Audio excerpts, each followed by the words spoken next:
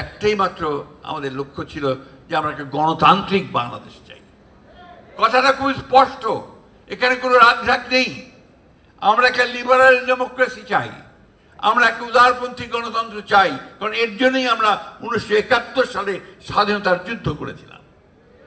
সেদিনও প্রায় 30 লক্ষ মানুষ শহীদ হয়েছিল, আমাদের মা বোনদের সম্ভ্রম নষ্ট হয়েছিল। সেই কথাগুলো আজকাল কেউ উচ্চারণ করে না, কিন্তু সেটাই ছিল আমাদের ভিত্তি।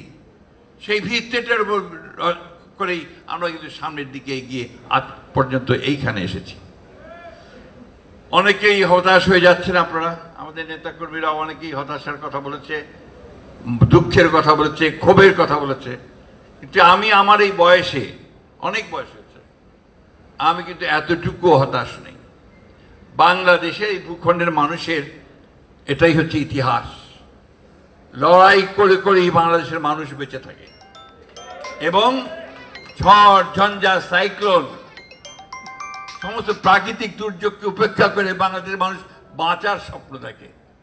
এবং একটা জিনিস খেয়াল করে দেখবেন যে রিক্সা চালায়, রিক্সা শ্রমিক ভাই, সে পর্যন্ত যখন রিক্সা চালানোর পরে একটা গাছের ছায়ায় আসে, রিক্সা থেকে একটু আরাম করে, তখন তাকে গিয়ে আপনি জিজ্ঞেস করেন, ভাই কেমন আছেন?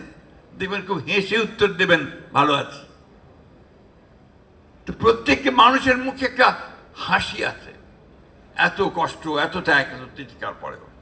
আজকে সেই আন্দোলনটা, আজকে এটাকে আমি একটা বলি যে 1971 সালের যে স্বাধীনতার যুদ্ধ, পরবর্তীকালের যে স্বাধিকারের জন্যে স্বৈরাচার বিরুদ্ধে যে আন্দোলন, সব কিছুর বলে এই যে সংগ্রাম, এই যে গণ অভ্যুত্থান, এটা আমাদের কিন্তু একটা সম্পূর্ণ নতুন একটা সম্ভাবনার দ্বার খুলে দিয়েছে, নতুন বাংলাদেশ নির্মাণ করবার।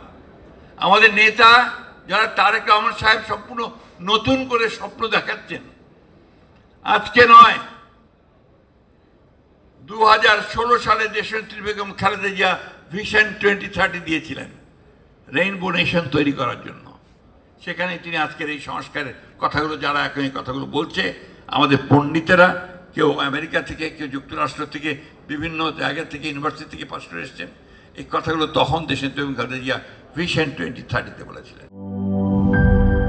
জীবনের সাথে চলে hi-fi, all time healthy life.